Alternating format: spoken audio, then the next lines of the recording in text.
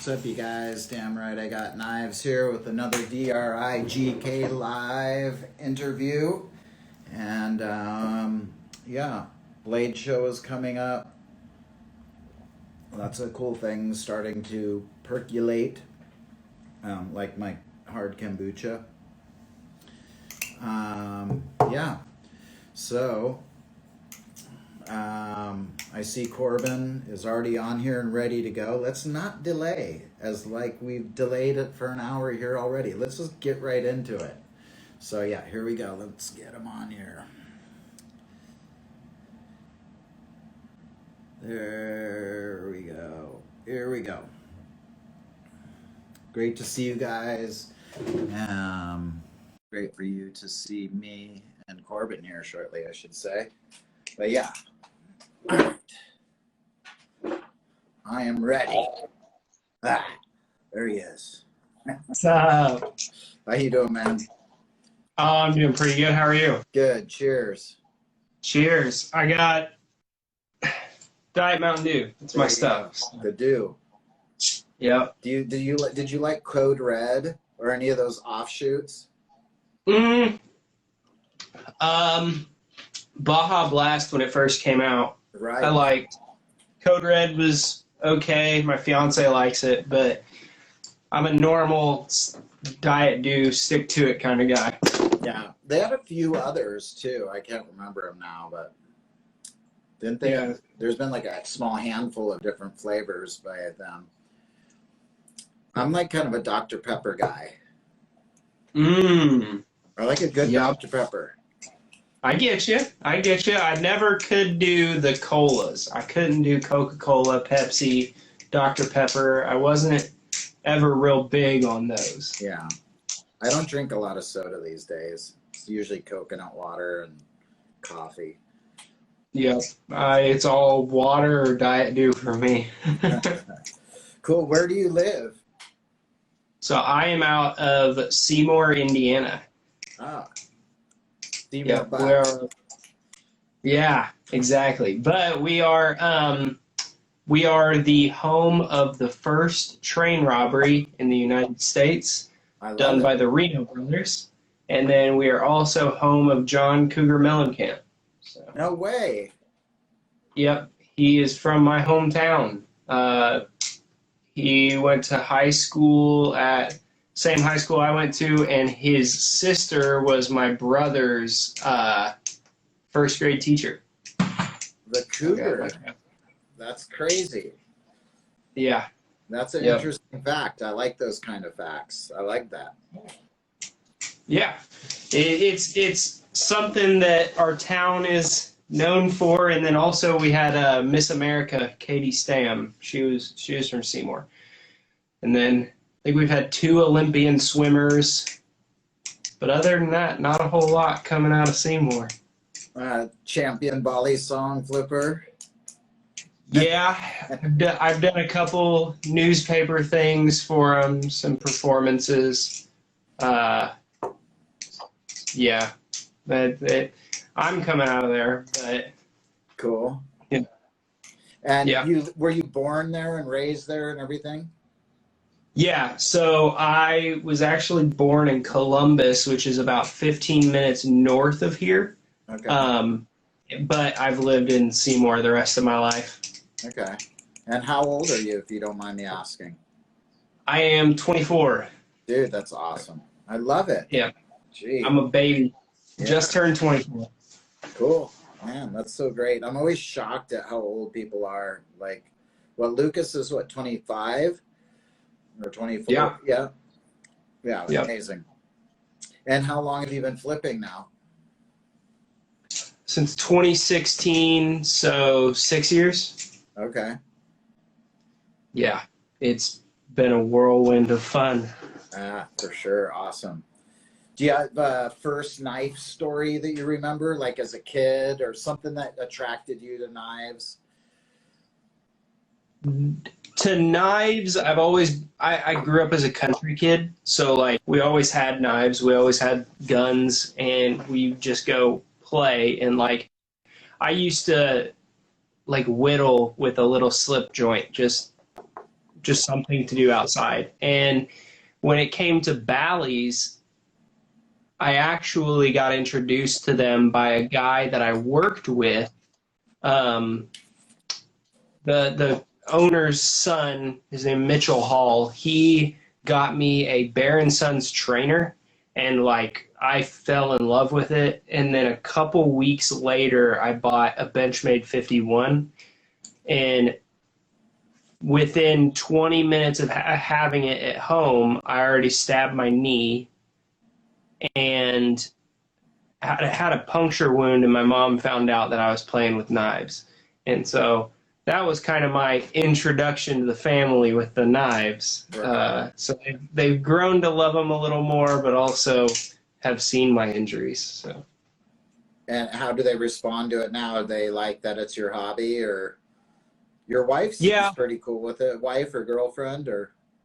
Yeah, she's my fiance. We get married here in like 5 months, 4 months, dude, something like that. That's great. Good for you. Thank you. Yeah, she actually has a few pieces of her own with Bally's. She's actually going to be working Jerry Hom's booth this year. So yeah, if I anybody saw a few wants pictures of her holding a knife, and I'm like, oh, well, she must be into it too.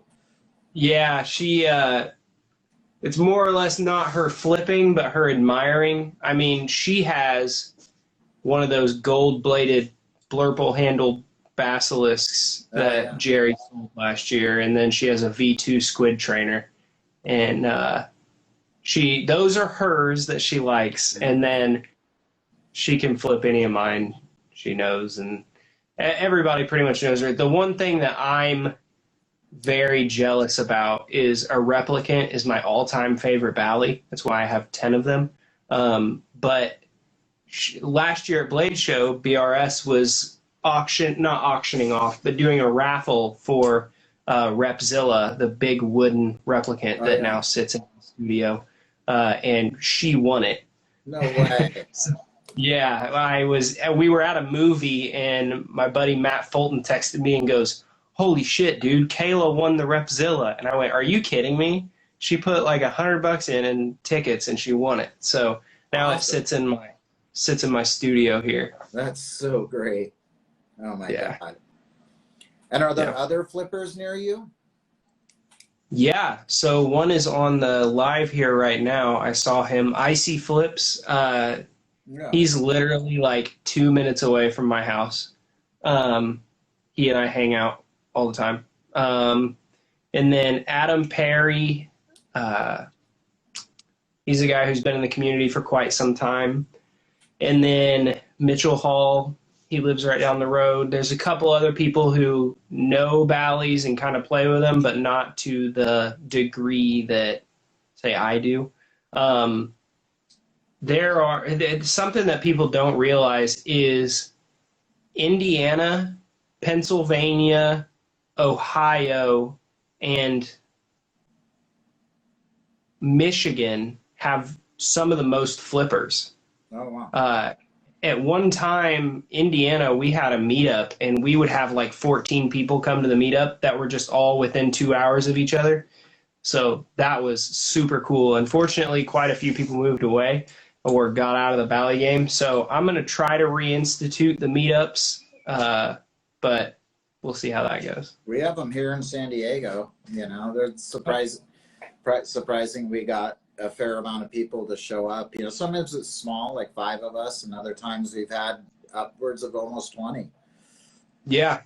SoCal and NorCal, they used to have a group called NorCal Boys, and if anybody wanted to learn to flip like really technical, you'd watch the NorCal Boys, because if my memory serves me right, it was like Andre Mayo, who's part of Squid. It was like Kurt, Knife Stuff. Knife Stuff was in there. Just all these legends. Jared, Jer was in it. I mean, just these absolute legends, just putting out videos on the NorCal Boys. And then you had the SoCal Boys, who were more of the Squid industry squad, that they had some really cool videos too. California has produced some of the best flippers or have been associated with them directly, with Seji and Joff and So you got love for the West Coast. Yeah. Yep. I got love for the West Coast. I got love for Bally's anywhere. Honestly, wherever people are with Bally's, I'm about it. I really can't wait. And I don't know if Paul is on here, but Paul Factora is releasing Way of the Balisong, it was going to be a documentary. It's been in the works for like 10 years, but now it's going to be a docu-series, and he's finished with episode 1. And I'm trying to like finesse my way in to be like, hey, Paul, let me see that episode. Because he's covering Balisongs like start to finish. Like, here's how they came about in the Philippines. Here is when Benchmade hopped in and started the craze. I've heard about this. I'm really curious about it myself. I even sent him a message, but he didn't respond, so I don't know.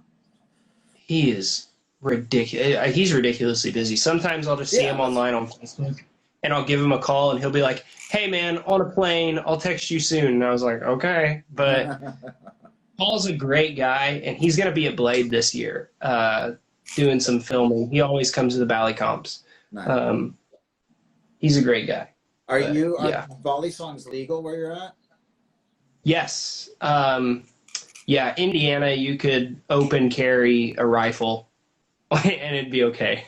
Right. So, yeah, Bally's are legal here. I've never had an issue if I was flipping in public or anything like that. People kind of see it like it's a cool thing. No. And with me being in the papers and stuff around here, it's kind of like I'll see some people and they'll be like, hey, Corbin, do you have your knife on you? And I'm like, yeah. Would you like me to flip it? Show them this. Show them what you can do. Show them. Yeah. Exactly. I get that too. They're like, look what he does. Yeah. Yeah. So, yeah, but so you're there in San Diego. What got you started with Bally's? I was collecting pocket knives and got really into collecting pocket knives. And then I was like, oh, I should get a butterfly knife. You know, that's what I refer to it as. You know, I haven't had a butterfly knife since I was a kid. I bought one, and I was doing some knife reviews. I did a review and then had a lot of likes on it. And I was like, what's going on here? And I was like, I see there's a whole community here. I was like, oh, I should learn a few tricks. It was over. You know, then I started just, I just learned a couple tricks and I was hooked because it was like this lost thing in me. I'm older and I came into it later, but once I started and really realized, I was like, where has this been my whole life? You know, really enjoy it, really have fun, and feel like, I've only been really seriously flipping for a couple of years, almost. And I enjoy it a lot. I flip every single day, and really just the pandemic, man, I had some time to think and just started having some fun doing nothing but flipping, you know? Yeah. That's the basis of my everyday is if I'm not spending time with my fiance or out working or making knives, I am inside flipping. Yeah. It doesn't change for me. And then I also have a store where I sell vinyl and turntables and music stuff, and my wife does clothing there. And I was buying so many knives before that, pocket knives, let alone then got into Balisongs. And I was like, oh, I should see about selling them here. That'd be cool. I'm already doing my YouTube that has music and reviews.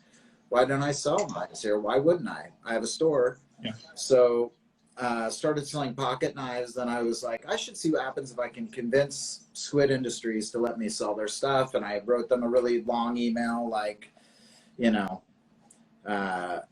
basically saying how I had a record shop, but I wanted to make it kind of cool, like a skateboard shop, but for Balisongs, not your average knife shop. It's more catered to, there's pocket knives and stuff like that, but it's not like your knife shop, normal knife shop. Yeah. So then they hopped on board, and from there it just kept growing and getting involved with different makers and different people, and having fun with it. Yeah, that's awesome. You're setting a precedent in the community of people being open and like communicating with each other. And like these reviews are super cool. Like that's what originally got my attention is like you're bringing all these big names in and doing reviews. And like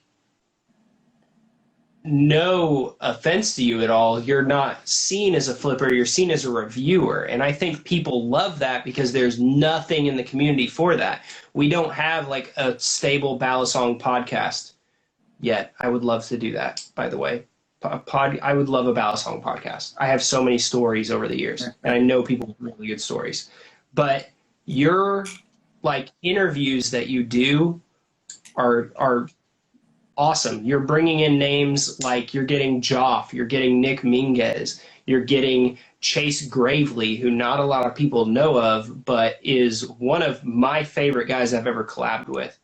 And like you're getting all these people, and it's like you are going to gain so much traction doing these interviews that you're going to be like, you're going to put a post up, and it's going to be like, hey man, we haven't seen you flip in a while. Where's your in between the reviews? Where's your flipping? Right. So it's really cool to see because, yeah, like I said, it's pretty much a first in the community. Yeah, if you go back to my YouTube, I documented me learning, like literally two-handed opening a balisong and cutting myself. You know, like I'm old enough to where I had no shame. I was like, you know what, I'm going to document my learning process, and I'm as good as I am. Who cares? I'm not doing this like you said, I'm not a flipper. I'm me. I like knives, I sell them, I enjoy them. But with that, I've learned so much just about flipping and tricks, and I value that, just having conversations with people and trying something, you know. I'm not looking to go win a competition tomorrow, but I might in 2 years. There you go. Hey, and I'll tell you what, in no way should I have won the competition I won. I am nowhere near the best flipper in the world. I was just very consistent that day and had some good flipping. But watching all the people that are coming up now, you sit and you go, Joff, Sedgy, James Hill, and you're like, how do I even get near them? Right. I mean, you watch them compete, and even in person, like Joff will throw a double giraffe to like a quad scissor, and you're like, what the hell is even going on? Exactly. Yeah, it's crazy. But you know, flippers have such their own style. Everybody has their own styles, and that's one thing I kind of like about what attracted me to flipping. Was just me and the balisong, me and the sharp knife, just like golfing, where you golf and it's just you and this ball. You're not like, even though you're playing against other people or you're competing against other people with balisong, it's still you and this thing. And nobody can distract you unless they decide to karate chop you or something in the middle of your flipping. But it's really you and this, and as good as it makes you feel, and as accomplished as you feel when you learn a new trick or something, or have a good run without dropping it, you know. Yeah. So that's another good example is when I was starting out, we had, what was that? Somebody said, and you can golf drunk. I'm like, yes. Hey, there you go. You can flip drunk, you can golf drunk. Yep. I've got some very embarrassing videos for my 21st birthday flipping. My 21st birthday was me and 3 of my best friends in the community and just flipping and getting wasted. So nice. Yeah, it's fun. I do this, you know, I like you going back to the interviews, just to mention this, throw this little tidbit in there. You know, I do this because I love it. I don't monetize these things. If it ever did get enough views, that would be super cool. But I'm more documenting. For me, it's like, oh, you know, why aren't there more interviews with these people who are doing killer things, and to kind of document it, store it on YouTube so other people can go watch it later.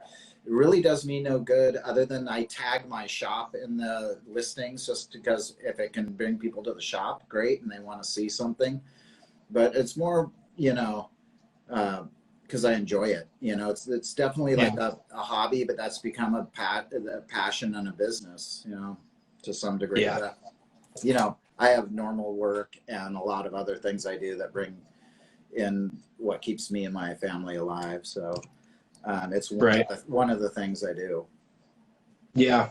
I originally, when I started flipping, it was like I lived with my parents, and every dollar I made went to buying a rep and an AB, and then buying a squid trainer. Because when I started, it was like your OG squid trainers came out, and not even thinking, I just bought one because I was like, hey, the hype on these is real. Like, apparently these are super good. I bought one, and last year I told Lucas at Blade, I went up to him with the V1 and I said, V1 squid trainer is still the best squid trainer you've made. And he's like, dude, I'm on like the version 4. I was like, I know, but I'm telling you, the version 1, man, it's the best. So I still have it. It's number 10, and it's one of my favorite knives in my whole collection because it's from a starting point, and it's something that I fell in love with. So little knives like that. I've got some that are sentimental value to me. My bronze Alpha Beast sent me to the hospital the first day I got it. I cut the tip of my middle finger off. My Maelstrom, Jerry Hom finished in his bathroom so that I could get it on day 2 of Blade Show. I've got all kinds of stories. Nice. How many do you have in your collection right now? Here, I'll show you this. So I have a studio here. I have a 3-bedroom house, and one of my rooms is solely for Balisongs. So these are all pictures that I've taken. All these clothes are Bali clothes. I've got my sticker board, some more pictures. There's from when I won Bali Comp, and then my fiance's knife. We'll just not even look at that.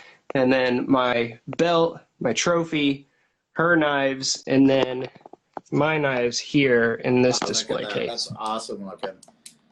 Yeah, so I've got my BB Barflies up there from when I started. The proof of concept Lovins Custom Strix. We've got the EOS Serpent, the new bare bones, 2 Chimeras.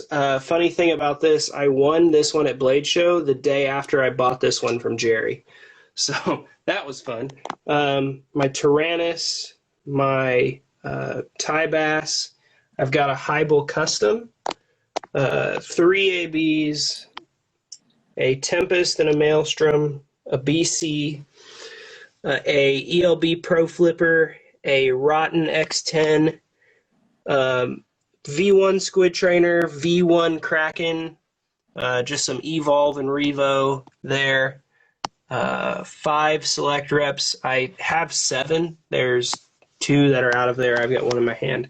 And then a hybrid rep, a CF rep, and then a regular standard replicant. So all in all, I got this case from IKEA for like $100 and then put lights in it, and it serves as a pretty nice little display case. Dude, that's awesome looking. I love that. That looks great. Very Thank you. Nice. That's so. Yeah, I really.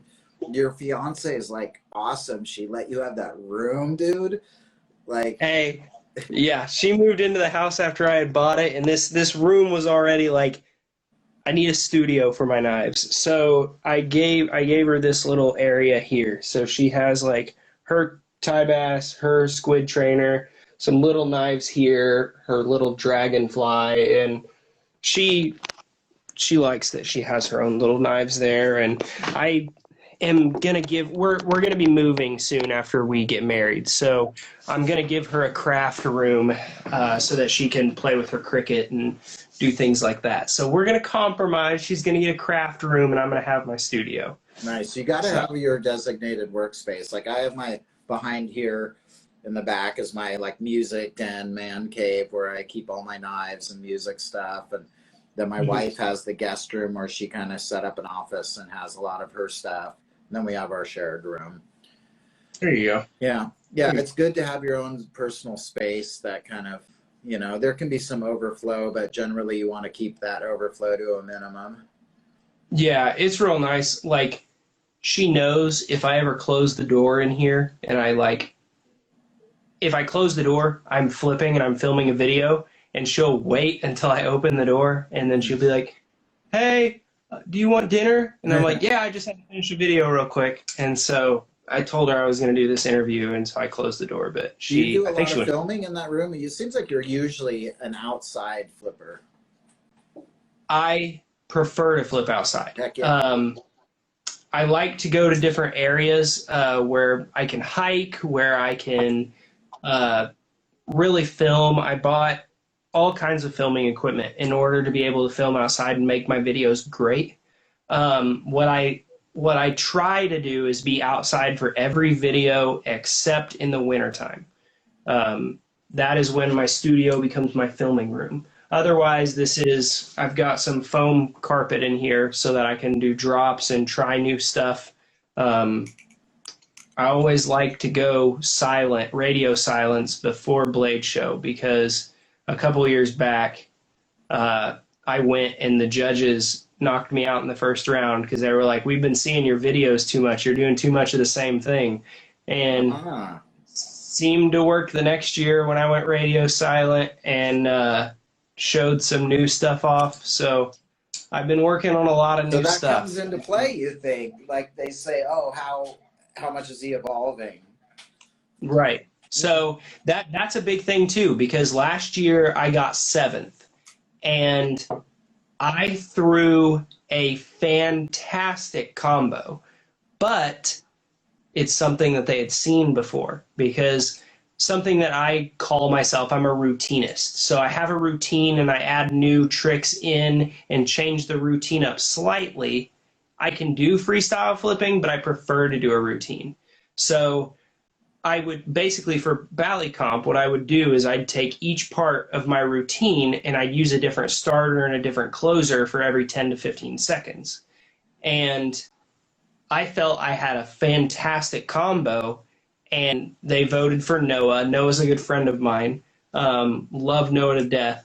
And I went back to the BRS booth when I was working it, and I just asked one of the judges, I was like, "Hey man, I felt like I had a really good round. What could I have done better?" And he goes, "I'd just seen it before, man." And I was like, "I understand." So I'm doing the whole radio silence. Yeah. I was like, oh, knew I should have threw something risky, but yeah. So I'm doing the radio silence again this year. That's why I haven't posted in a month. But I'm backed up. I've been filming like crazy. So after Blade Show, you can expect to see me upload probably once every 2 days. I'm going to try to get on a schedule. Nice. And so now let's talk a little bit about your knife. And yes. So how did you start making, and what was your progression going from flipping to like, hey, okay, I think I want to try making something? So I've always been very creative. When I got into Bally's, I fell in love with it so hard. I was like, I want to put my stamp on the Bally community. Little did I know my flipping would get me that stamp, but for 3 years, I worked on designing a knife, and I wanted to know every bit of flipping I could before I designed that knife. Like what different blade shapes have the best balance, what grinds give you the best balance. If you grind hollow, how much do you need to take off of the handles, and all this different stuff. And I went to Adam Heibel's shop. Heibel lives 2.5 hours away from me north, so I went to his shop to pick up my custom, and I just said, "Hey man, if I wanted to make a Bally, could you kind of teach me some stuff?" And he goes, "Yeah." And so it struck up this friendship of us. He's actually going to be in my wedding because we've become such good friends. Like, I have helped him on the flipping aspects of his knife, and he has helped me on the... I think you cut out. Oh, Adam Heibel. Oh, yeah. Okay, yeah. Oh, yeah. Sorry.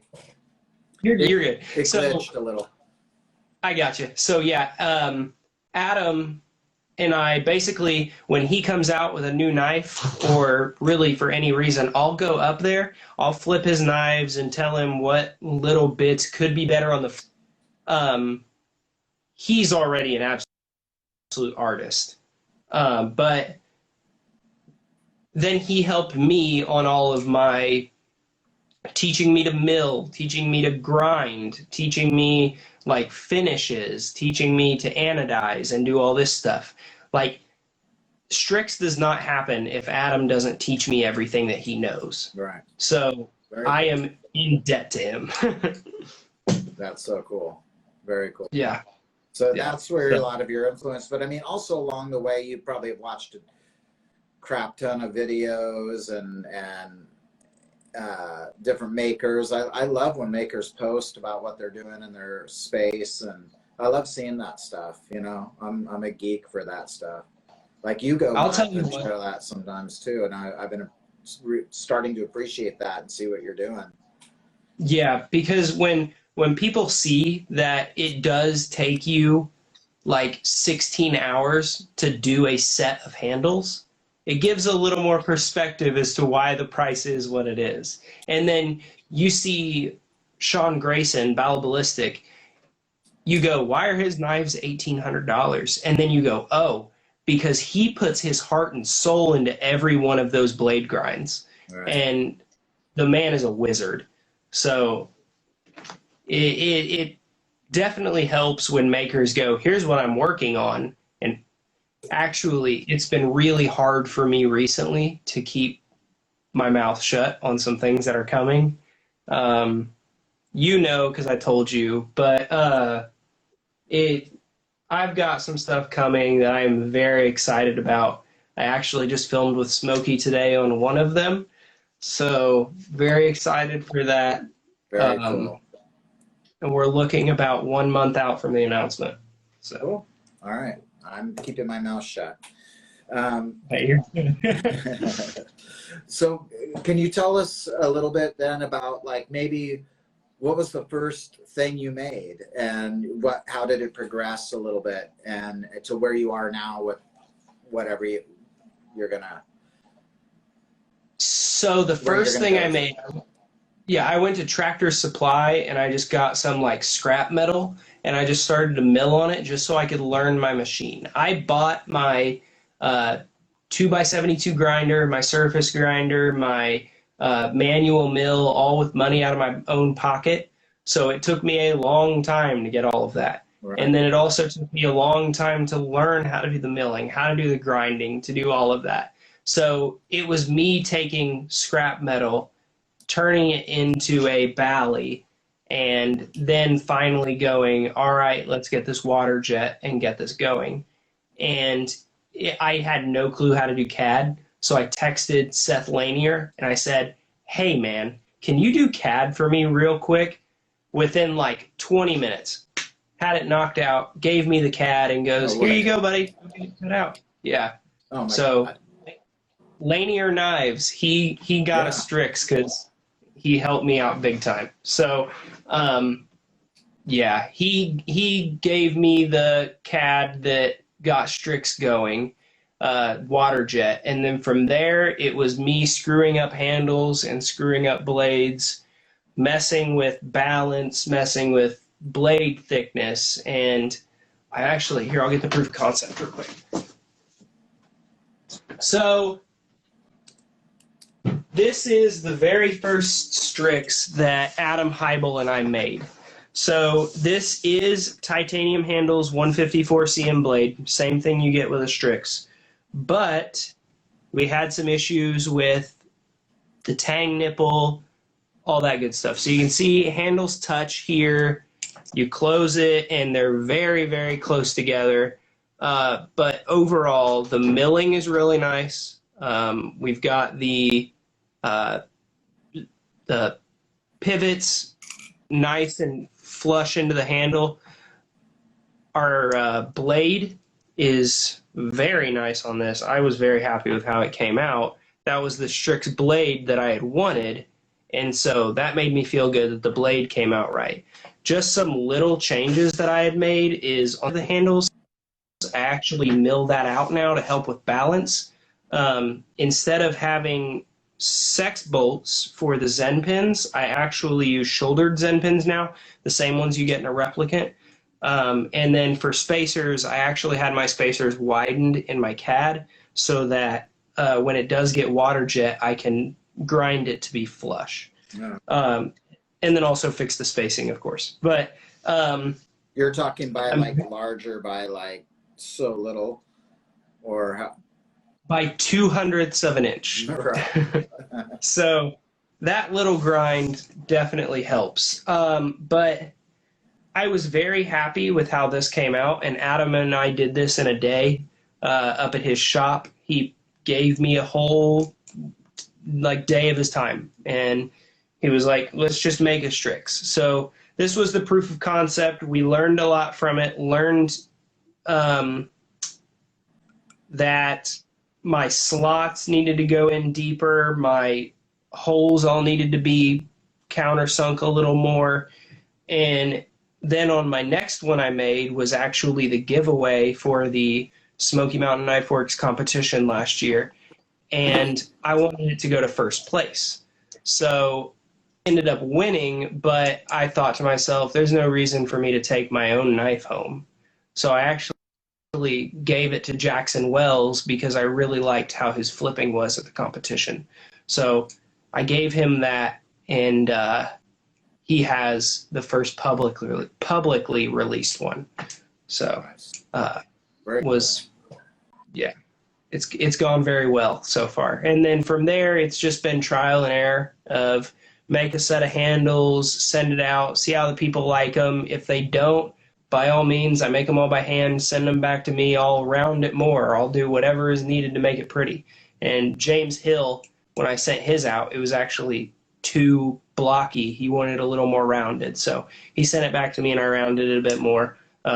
So that's something I would like to pride myself on, is I'm here to help the community and make a knife that would put my stamp on the community. And I feel like I'll be able to do that going forward. Yeah, cool.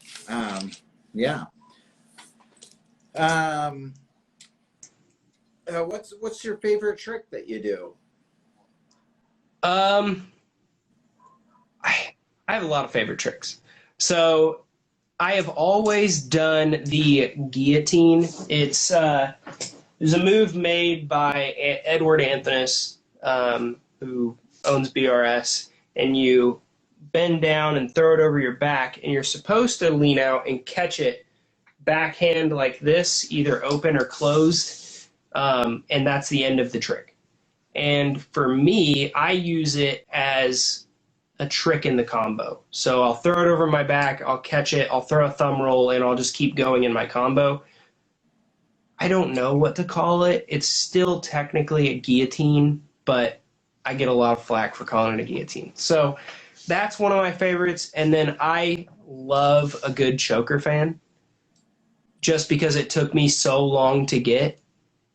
And when I finally got it, it's just like, you'll see me sitting around the house and I'll do a simple fan and then just a choker, just because I like how it feels. Right. And so it's just effortless at this point for me. So that's a trick that I really like. I'm one of these guys that I don't flip like everyone else. I still don't know how to double scissor. I literally just learned to scissor last week, and then I still don't know how to giraffe. And it's like all of these things, people go, well, are you really a master of balisong? And it's like what we were talking about earlier with styles. Every style can be different, and some people can be masters that don't do the things other people do. Like I saw Nardath comment in here a minute ago. That man is a master of tabletops. I mean, ridiculous. You know who does good tabletops is Assassin's Flow. Dude, Patrick. Yes, Assflow. Patrick. He does I've seen people do, I don't know if it's him who does it, but tabletops like that. Yeah, Nardath. Catching it like that, that's fucked up. Right. It's crazy. And like Nard has done some where he'll have it here and he'll go up in the air and hit it halfway and come right back down. And I'm like, what are you doing? Yeah. Like I can't do that. But Nardath is my hero, man. Like I maybe I did an interview with him before. Yeah, he was the one that I started watching early on, watching his daily flip stuff and like kind of just checking out all of his content and going like, whoa, that's what you do. Okay. Yeah. Try that. Yeah, he when I was starting out, he was really big. And I remember one time I used to be known for doing blenders and 8 balls. So like all I would do to start a combo was like a blender or an 8 ball and then I'd blender. And between every move, I would throw a blender. And Nardath one day in one of his daily flips said he was talking about styles, and he was like, nobody wants to be a cookie cutter flipper. At least Corbin Lovins throws a blender between every trick. And I was like, holy shit, Nardath knows who I am. Said your name. Oh my God. Yeah, I was like, oh my God. And so I sent it to some friends just joking. And I guess he screenshotted it and sent it to me. And he was like, of course I know who you are. And I was like, oh my God. Mm-hmm. And so it's crazy that now he got me to try kendama. Somebody sent me a kendama for my birthday, and so I actually learned a couple. Like, you know, I was like, I better go try this again, and I actually did a couple of things that impressed me. Yeah, he is crazy. I'm horrible at it. Yeah, I mean that's like Big Larry. When Big Larry came out, I was like, I'll give it a shot, and I'm terrible. But what's your favorite trick that you're learning or you're trying to learn that you see and you go, I want to learn that? You've said a couple that you don't do normally. Is there something you're working on currently? Yeah, I'm trying to learn the giraffe and chatter. And I've got them both down. It's just I'm trying to perfect them. Something that I personally don't do. I hate when people post videos and they post a trick that's extremely sloppy. So I usually don't post a video until that trick is perfect. So a lot of times people don't see me with new tricks and they're like, why? It's because if you flip around me, like Icy Flips knows this, if he comes over to my house, he's going to see me throw stuff that nobody sees me throw just because I'm just flipping with him. But if I was to do a video, I would never throw that in a video. Not put it in there, yeah. I'm a little bit like that, I guess, too. What's up, Dirty D? How you doing, buddy? Dirty D. All right. So you said you're going to be at Blade Show. You'll be competing? Yes, I will be competing, and I will be working Blade Runner Systems booth and the Smoky Mountain Knife Works booth. Nice. I'll be at the Shop Soet table, so in between your shifts, come by and say hello. I'll be like right near Squid and JK, kind of lined up there. Yeah. Come say. Yeah, I will be heading over there to see Jerry and Lucas and JK, and I've got to let you flip a Strix. I'll have one in my pocket, and then Smokey will have another 5. So that's what I heard. I'm like, oh God, I'm not going to be able to make it over to that booth because it's on my list of knives along with several others. So it's like, I don't know what I'm going to get to Blade. I'm going to be like, I'm going to have a meltdown. Plus, I can run our table, so it's like everybody else can be in line and grabbing shit, you know. So I don't know how it's going to all play out, but I definitely have some money set aside to do some purchases and.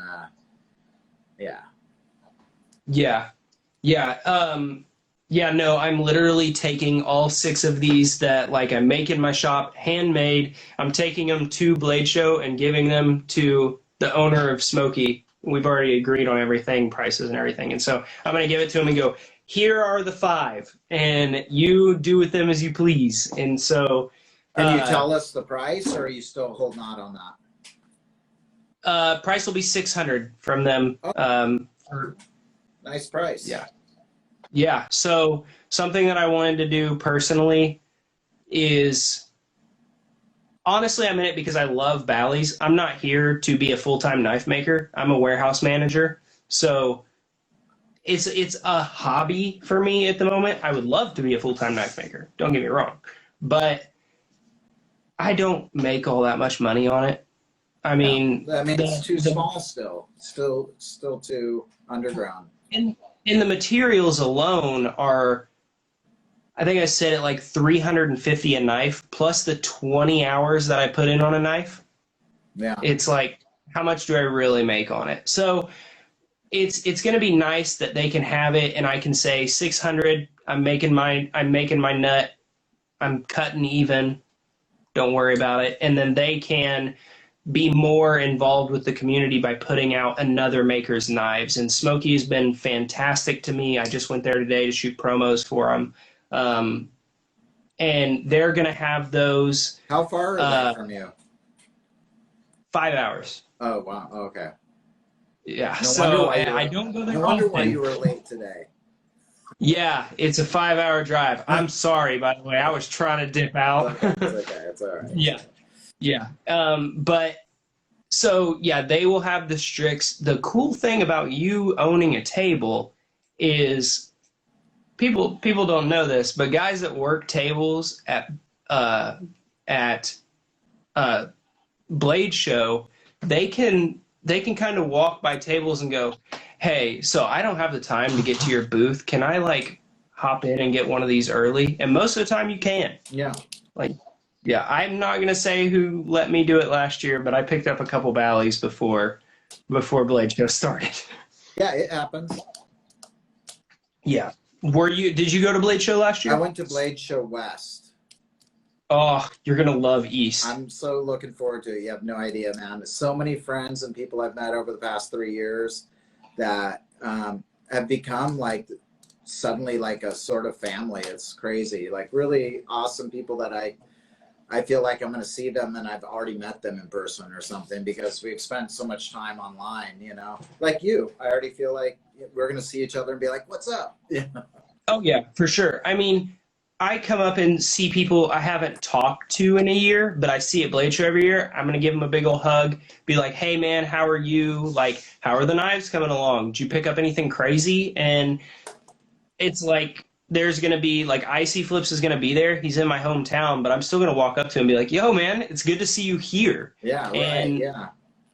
That's like guys that I don't see throughout the year, and Blade Show is the only time I get to see them. It's like that rekindling. Mm-hmm. And I don't know if you know about this yet. Have you heard of the pit at Blade Show?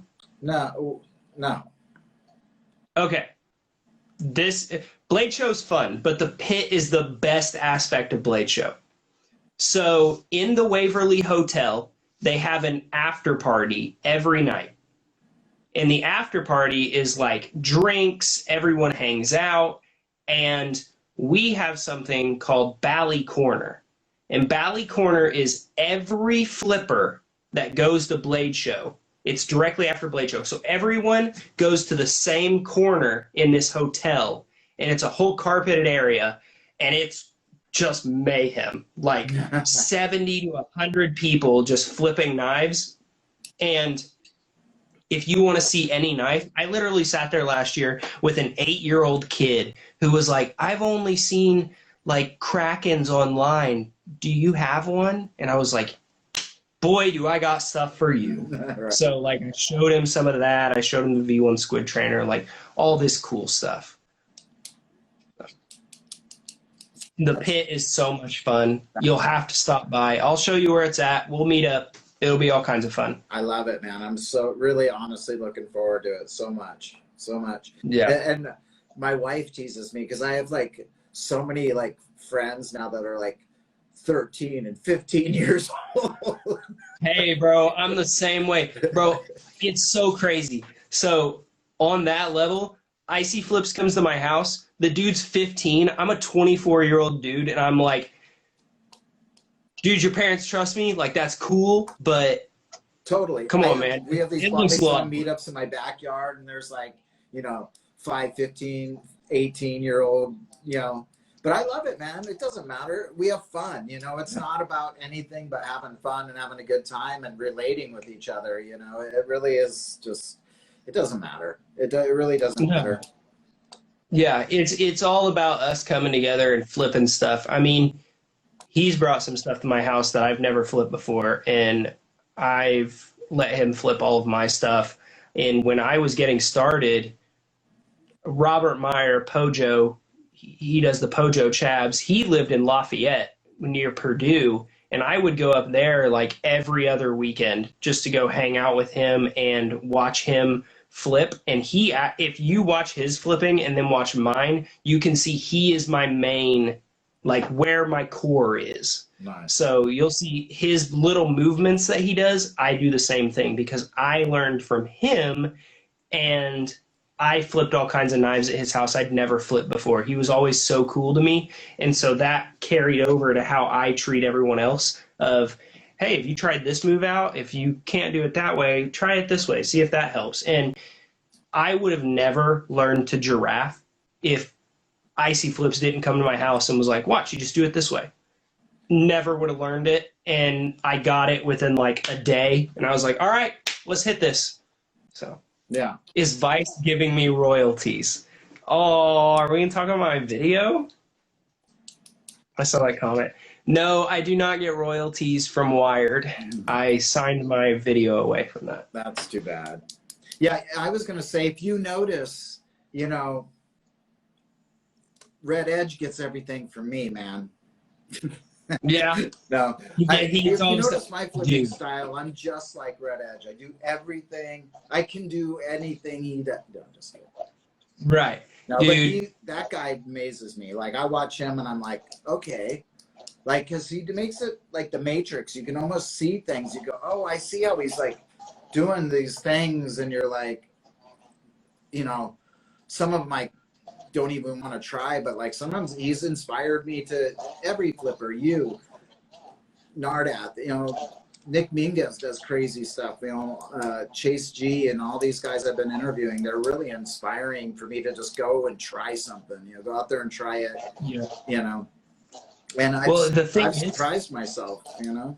Oh yeah, your flipping has gotten so much better in the videos I've seen. But something that amazes me. I collabed with Red Edge when he had 100 followers, when he just got started. We did an aerial collab because he was like, I really like aerials. Bro, I hit him up 3 months later and was like, that collab did really well. Let's do it again. Absolutely carried me in the collab. Like, insane. Yeah. And he was up to like 2,000, 3,000 followers. And I'm like, this dude's insane. He gets sponsored by BRS, and I'm talking to him, and he's like, yeah, I got a lot of my moves from Bonger. And I go, that makes so much sense. I don't know if you know who Bonger is. I don't. Son of the Bong used to be a flipper, and he had by far the greatest edits, the greatest quality, and he would do the same routine in every video, but get it cleaner and cleaner and cleaner. And he was an aerialist. If you watch Son of the Bong or Bonger, and then you watch Evan's videos, you're going to go, oh, I see where he gets it. Okay. And Evan has taken Bonger's moves to the next level. Right. Evan, in my opinion, is the best aerialist to have ever flipped a balisong. He, like you said, it's like the Matrix. He will throw from this side and just go, bam, and then right into the next thing. It's insane. Yeah, it's wacky. It's wacky. Inspiring, man. All you guys inspire me, man. So is there a maker, a knife you're looking for that you don't have, or a maker you really like their work that you're like, man, it'd be really great to own one of those? I'm sure there's several, but is there one or two that you want to shout out that you really are looking at? I'm going up to Lucas and I'm gonna get a tsunami. Yeah, I've awesome. flipped them, and those are one of the greatest Bally's ever made. Lucas, people wonder why it's taken him so long to put it out. It's because he has perfected what a balisong is supposed to be. Yeah. A competition balisong.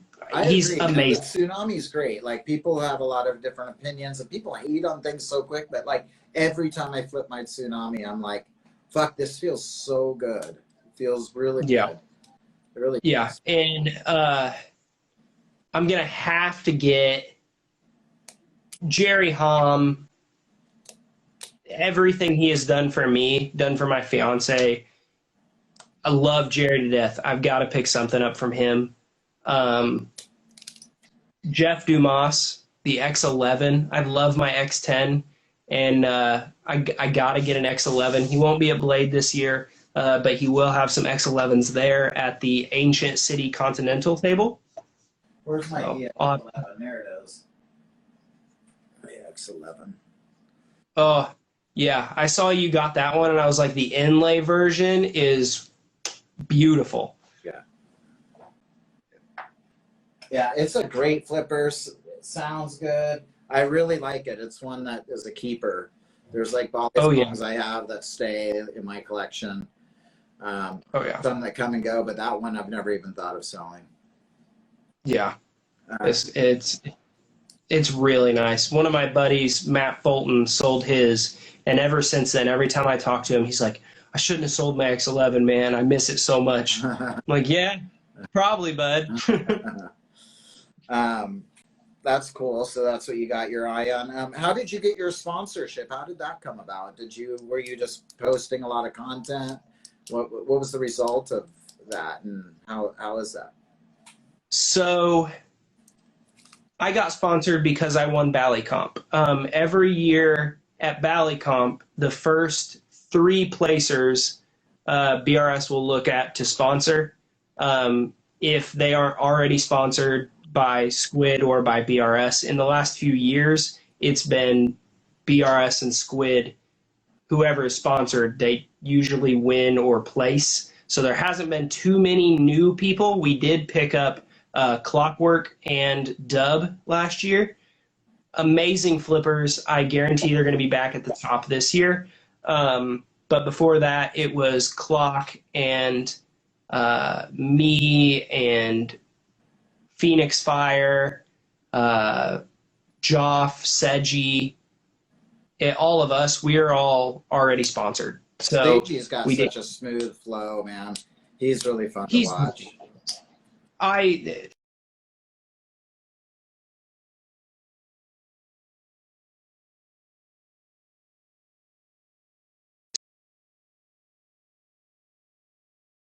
Babe, you have to watch Seji flip. And she was like, why? I said, because Seji is so clean with his flipping. And I mean, he like took it out and did like a double rollout and then scissored. And I looked at her and I was like, this. He used to do videos that still live on in my head. He had long hair, like down to like his nipples long, and like had long hair, and he'd flip shirtless. Yeah. And you were like, oh, if there was a Bali Jesus, it's you, because you're ridiculous. He's one of those flippers who's got like really good style, who you're like, man, that guy is just, he's so like cool with himself that it's cool. You know? Oh yeah. He's like, oh yeah. Yeah, he's great, man. Where do you see this all headed? Where do you think what do you think the future is here of all this madness in the Balisong community? Do you feel like it's grown a lot, it seems like, from my perspective, during the pandemic? Do you think it's going to keep growing and it's just getting going and growing, or do you think it's going to always be this kind of like underground thing? I would love for it to stay a niche hobby. But when we look at the big picture, Balisongs have grown exponentially the last few years, and I don't think it's going to go anywhere. We have communities on Facebook with 20,000 people in it or more. We've got communities here on Instagram, constantly people uploading. We've got videos that come out by larger companies, like what I did with Wired, that pulls 3.3 million views, and people go, holy crap, what's a Balisong? And you have more people looking into Balisongs. We've grown, if I was to guess, I would say probably 30,000% in the last couple of years, because my first blade show, we might have had 40 flippers. My second blade show, there were maybe 200. Last year, it was almost overwhelming. There were so many flippers. How many do you think are going to be there? How many people attend the blade show, do you think? I think they said their number last year was 7,500. Okay. And of that, I would say we'll probably get 400 or 500 people this year. Yeah. Because, I mean, when you think about it, too, all these kids that come into that room and see everyone around Squid Industries, and then their dad takes them up there and they see a $40 squiddy, and he goes, we'll get you one. There's a new person for the community. Right. I mean, they might stick with it. And they're suddenly I mean, I think it's going to be insane in Atlanta. I mean, and I think it's all growing, you know. But I think people have a real fear of like blades, and I think they'll never consider it quite like a skateboard. Like I see it a lot like the skateboard community, but there's always going to be this thing, but maybe it'll change. It's going to be a tough road to make the bigger picture change, because they just think violence immediately, and it's just they don't understand that it's not violent at all. I guarantee if California passes a bill to where balisongs are legal, you will see a new level of explosion. Yeah, I don't think that'll happen easily. People are so stuck to old laws. I mean, it's stupid. Yeah. It's so stupid. You know, I have to feel like a criminal selling balisongs and like dealing with them, even though they're legal in my house. It's like, you know, it's just so wacky. It just makes no sense. Yeah. The good news is New York passed to let you be able to carry a balisong. Oh, so cool. I didn't know that. When was that? Yeah. I think it was about a year and a half ago. You still can't in New York City, but New York you can as a state. Oh. And then Ohio passed a law. You wouldn't think Ohio would have been one of the ones where it was illegal, but they did pass a law about 2 years ago to where now balisongs are legal. I believe the only place now in the U.S. where you cannot own a balisong over 3 inches or whatever is California. What about Hawaii? Aren't they like fully illegal in Hawaii? I think so. I didn't think about Hawaii. Yeah, I think so. I would have to check laws, but I think Hawaii is well. I need to know because I'm going there soon. My first trip ever to Hawaii. So I'm like immediately thinking, it's still like 3 or 4 months out. And I'm like, what about balisongs? I can't be gone from them for another days. I went out west with my fiance, and I literally like looked at her and I was like, I'm bringing knives. And she goes, why? We're going to be there for 10 days. And I'm like, I can't go 10 days without my knives. Yeah. Any tips or tricks to maintenance or warming up or anything you want to give to the viewers? Is there a ritual that you have before you get going? Anything you do? Do you check your knives? Do you keep your knives well maintained? You know, that topic. Yeah, so I clean my knives about once every 2 weeks. My phone's dying, so you'll see me sit down here. I clean my knives about once every 2 weeks, and then I also work on making sure that they do stay oiled with my slush lube as well as my KPL. KPL is my partner for Lovins Customs. And then for my warm-up, I try to do some of the like top 5 things. So I always try to do aerials, rollovers, chaplains, ladders, just things to get my finger dexterity going. And then after that, I can really just hone right in on some of the newer stuff.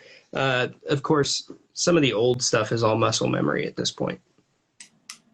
Any music you like that you listen to? Is it music a part of your life in a big way? Or Yes. Music is so big in all of the flipping I do. J. Cole, Logic, Joyner Lucas. I could sit and listen to like lyrical rap all day and flip. And I got so many copyright claims on Instagram and on YouTube that I had to start screen recording on my fiance's phone, the instrumental version, and then posting up the instrumental. So that is where I get all of my music from, is screen recording with my fiance's phone. Nice. What about food you like? What keeps you fueled for is there something you... So You got your I Diet have Mountain Dew. What do you like set up? You're like, I'm gonna have some cheese and crackers and a Diet Mountain Dew and go flip. I mean, is there Doritos, Doritos? nacho cheese Doritos. I love them. And then a good chicken sandwich. I love a good crispy chicken sandwich or like pulled pork. Really, any meat I'm a big fan of.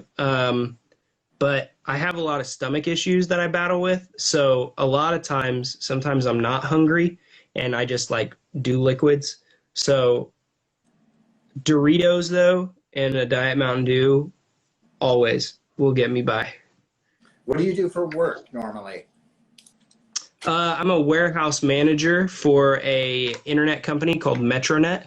I've been with the company for 6 years and just got promoted to manager 3 weeks ago. So pretty exciting stuff. That's cool. Congratulations. Yeah. And do you flip Thank at you. work? Yes. Of course So you do. I did a talent show. Yeah, I did a talent show at work. They held a company-wide talent show, and I did flipping for it. I did a pro reel, and I got third place because, you know, singers always win. But what can you do?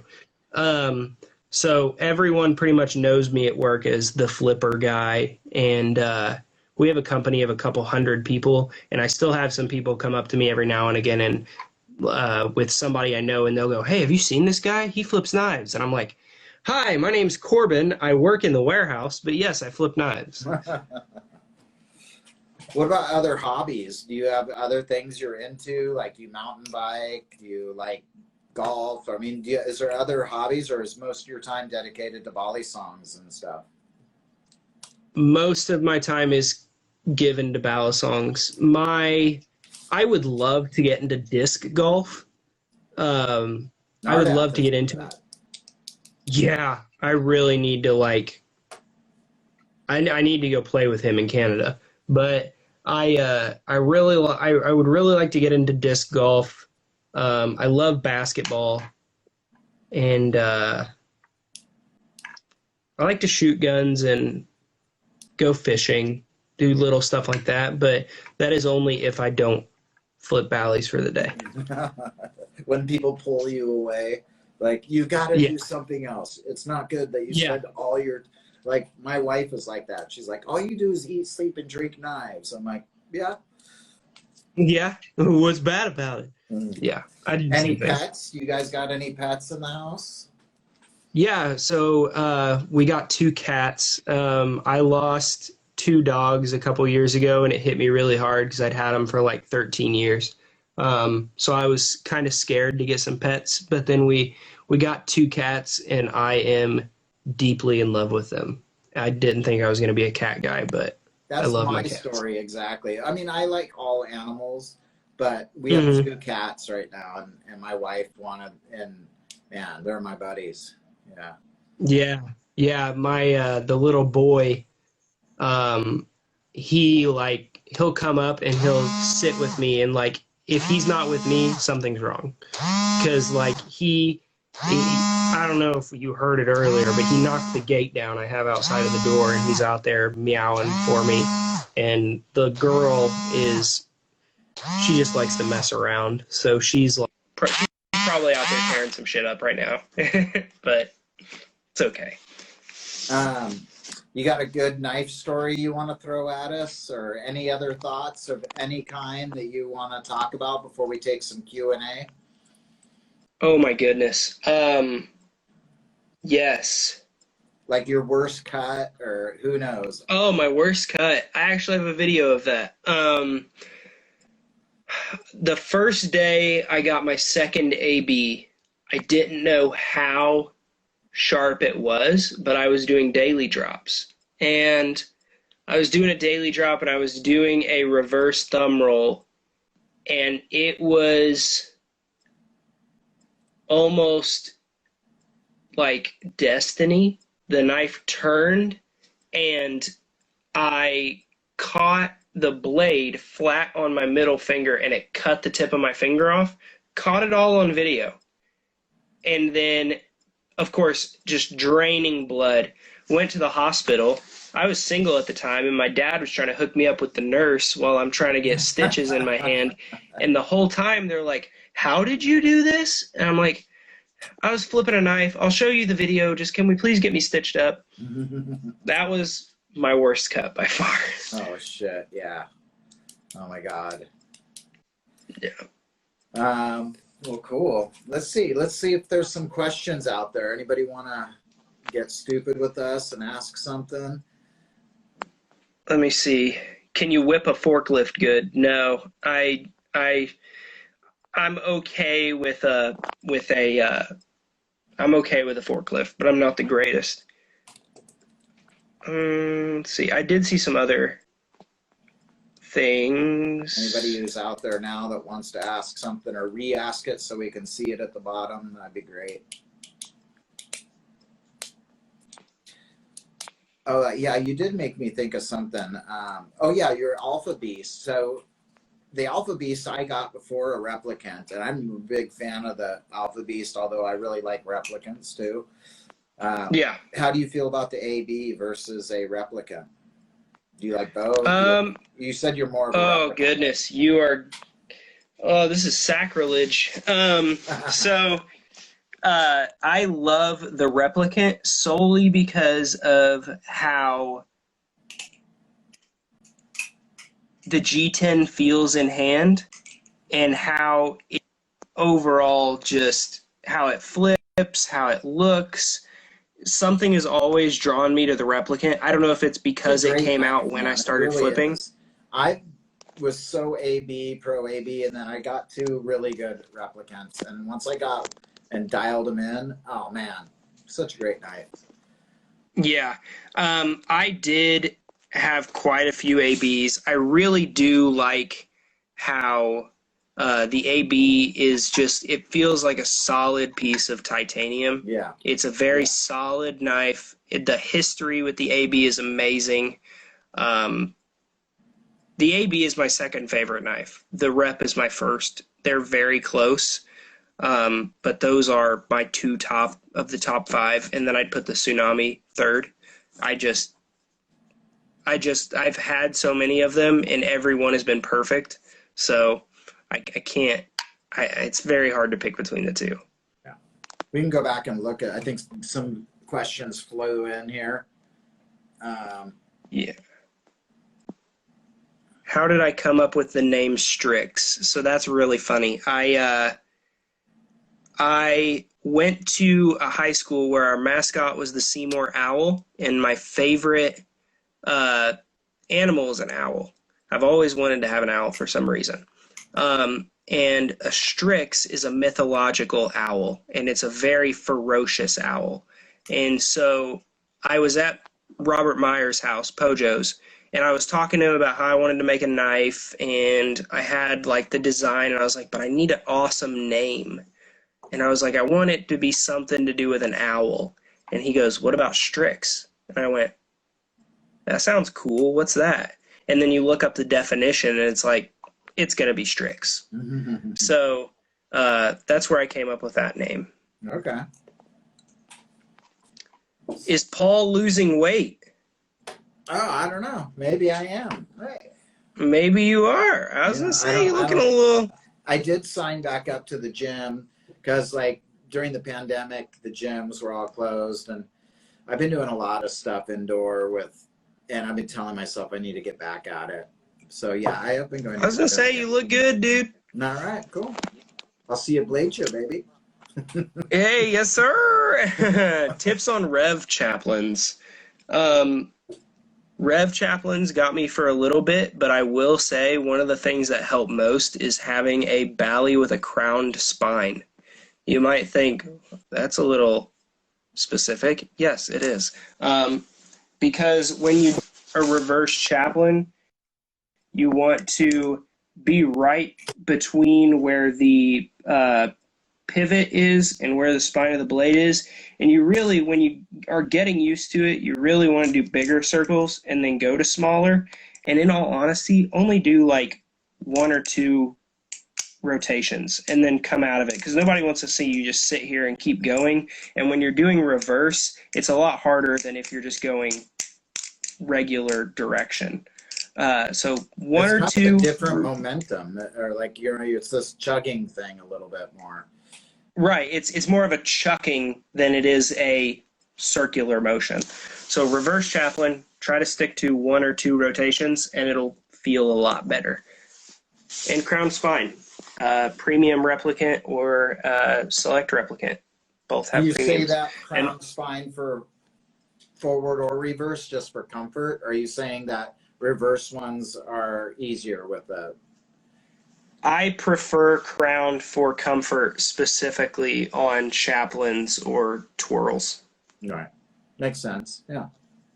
Yeah. Yeah. All right. Do we got any more? AB equals rock hard. Yes, sir.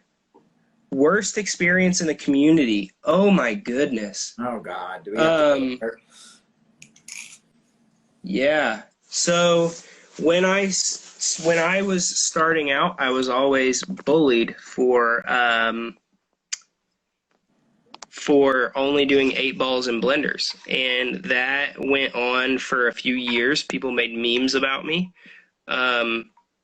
And a lot of times it didn't feel the greatest, but it made me better, and I wouldn't change a thing about it because I would not be a champion without it. I wouldn't take this as serious without it. So it's kind of a double-edged sword. It hurt, but at the same time, it made me better. Good answer, man. Good answer. Good answer. What are my favorite rep mods? Absolutely no mods. Alt select rep every day of the week is the best bally ever made. That and that only. I got this one mod. This one is nice. The orange select, but with some 3D printed scales that I actually like. This thing sounds crazy good. Yeah, I have nice. seen some. If I wanted mods on it, I really like Kuski's handles. I did have a set of Kuski's handles at one time. Yeah, I tried where they're a piece of titanium, the squiggle wrap, and I didn't like it. I like having, for me personally, but and then I got the gold dust scales on this. This one is with the aluminum spacers. This thing is nutty as fuck, man. This thing is so nice. It looks great right here. For me, I love these both right here very much. Yeah, I XK knives. I am huge. Yeah, I love the select reps. I mean, I will have one of every select rep in both blade shapes, and then a couple more just for shits and giggles. I don't know what it is, but I felt different 3D or G10 feelings from certain versions that they put out. Obviously, there's carbon fiber, but even from the G10, the select handles feel really good. Yes. So, funny thing about the select, not a lot of people know this, but the select is a mixture of V1 and V2 handles. So V1s were extremely blocky. V2s are a little more rounded. Selects sit right in the middle of that, and that is why they are absolutely perfect. I love those handles on that one. Me too. And also, you might have had the G10 that they did on the last purple run that people weren't necessarily a fan of. It was just a different finish that they were trying, and they went back to the one that we love. One and been around the community a little bit. I picked it up from somebody and then just kept the modding going on it and messed with it and got it dialed in. Yeah, I love them. The exact history on it, but yeah. Favorite trainer? V1 Squid Trainer for sure. When the rep trainer comes out, that is a very good trainer too. I have a red select one, and it's very nice. Paul, you'll have to flip that one at Blade too. I would like to. Yeah, it's really nice. Come to the BRS booth. Let's do some reverse chaplains here. Somebody's asking. Okay, I got you. Let's see. I never flip like this. Let's see. Just kidding.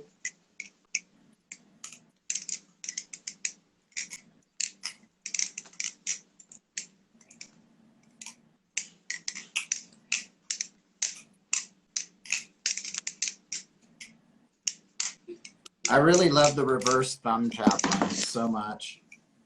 Yeah. I always do it. Yeah. Now, see, you could real easily go into a reverse behind the 8-ball. Yeah. You just. Yeah. I like ending. I really like a reverse behind the 8-ball too. It feels so good. I like ending the reverse behind the 8-ball with a little like a shortstop, you know. So. I feel that. Oh, that's shitty, but that. There you go. Oh, I'm nothing, man. Nobody should watch me. Watch down below. Oh, come on now.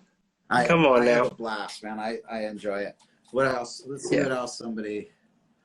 What was it like doing the Wired interview? So, it was an amazing experience. They got me out to New York City. I'd never been to New York City before. And basically, they just reached out to me on Instagram and said, hey, you want to do a video? And I was like, yeah. And then I went out there. I got there. They were extremely nice to me, made sure that everything I needed I had, and paid me very nice. They did have me sign an NDA, so I can't talk too much about it. But overall, it was an amazing experience. If they ever wanted to work with me again, I would 100% work with them. Every step along the way, when they made an edit, when they asked me my opinion on things, they actually took it and loved my ideas. Everything that I said, they took to heart and worked with it. Overall, Condé Nast is a fantastic company to work with. And if they ever gave me the opportunity again, I would 100% work with them again. What was your favorite Bali and what was your first Bali? We kind of talked about that a little bit. Yeah, favorite alt select rep. Icy knows this. He comes to my house and it's the only thing I flip. My first one was actually a Bear & Sons trainer, a cast trainer.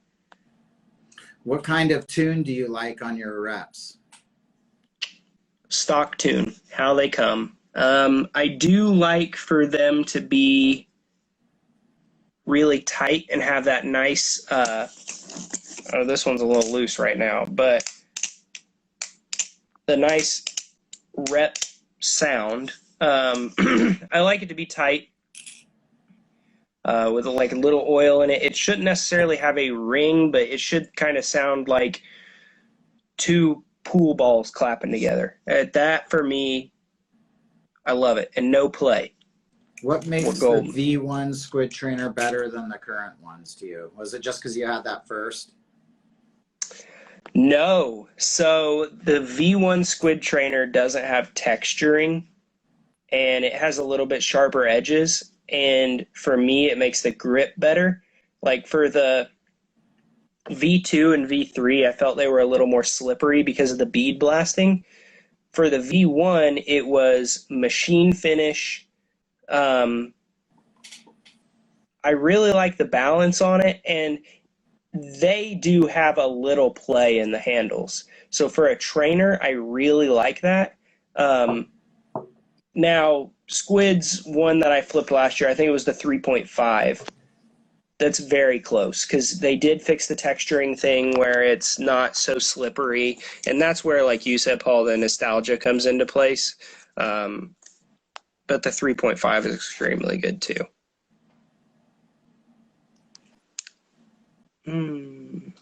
It's like watching someone flip with both hands. Somebody that likes my reverse chaplains better than their cousin. Whatever. Yeah. Would I ask for more money from Condé Nast? No, I would not. They paid me very well, and I honestly would have done it for free. I just want to help the community grow. What are my thoughts on bearings? Bearings get away from me. I'm used to bushings, so when I flip it, it feels a little bit too smooth, and I don't flip bearings for that reason. Sorry. Thanks, Barkhandle. I appreciate that.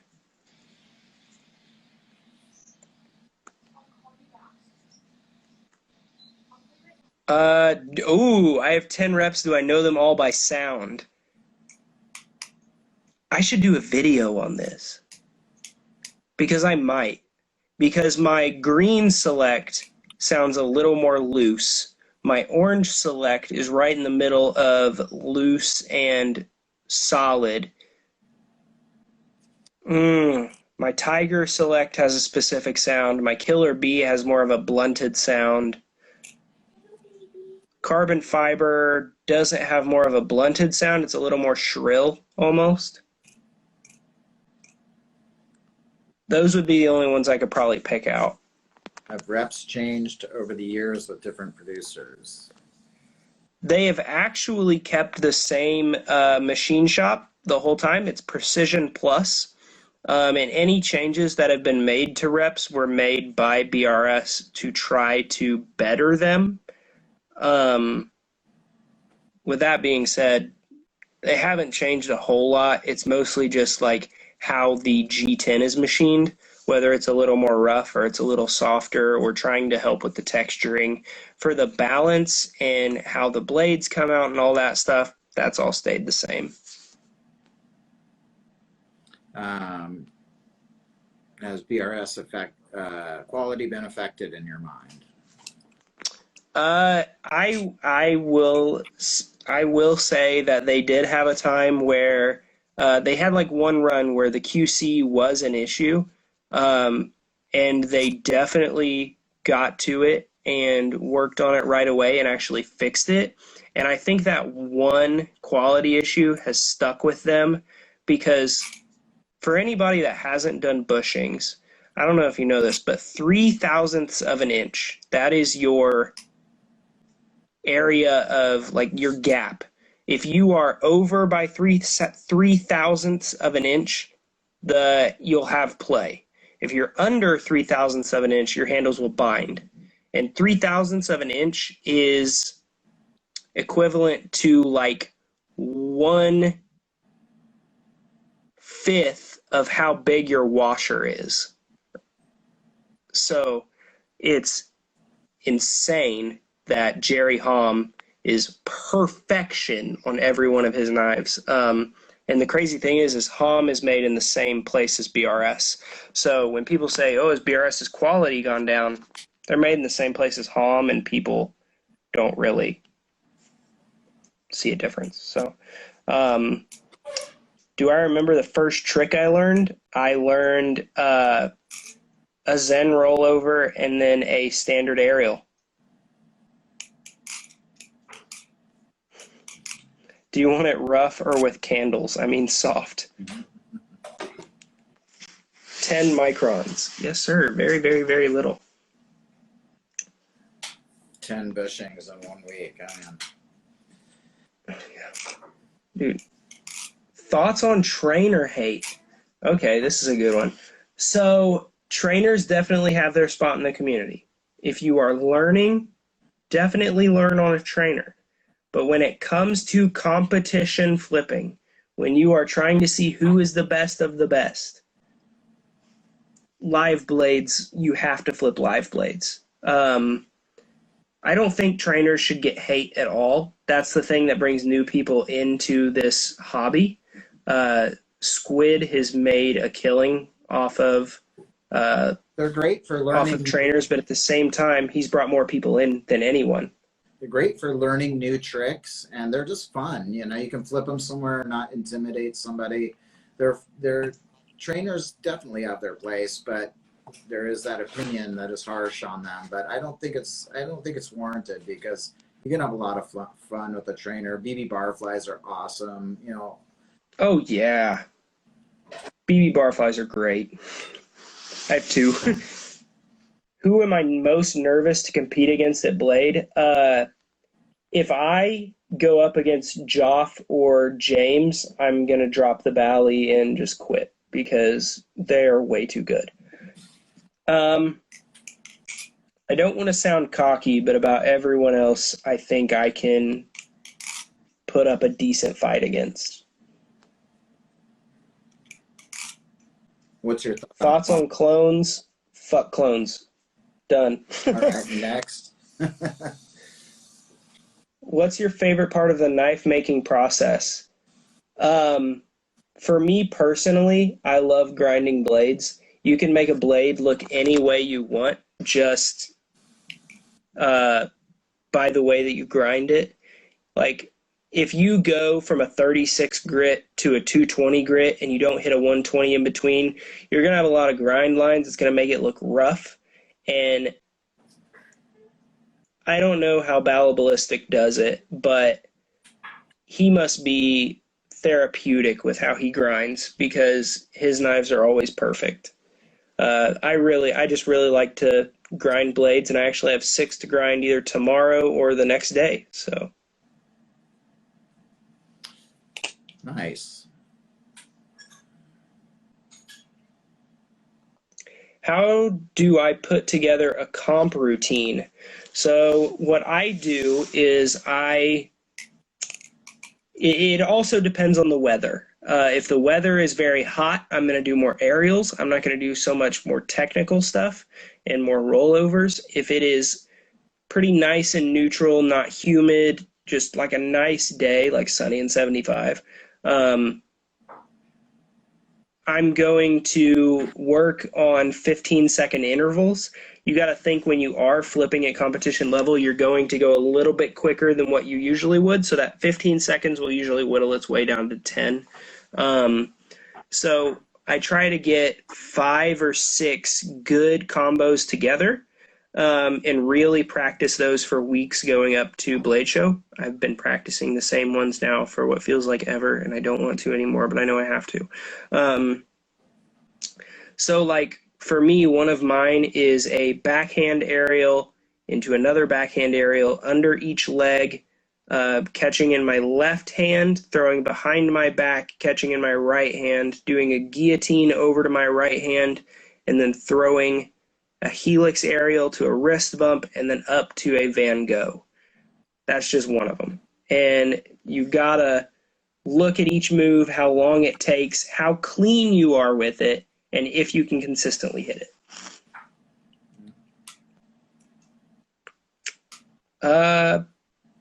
How much more fun is it to flip blindfolded? It's so much fun to flip blindfolded.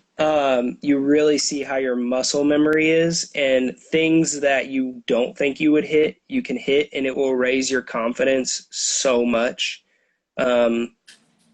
I hit a ladder to reverse chaplain the other day, blindfolded, and I thought my life was complete. I could have ended flipping at that point. Best tie bally under $500.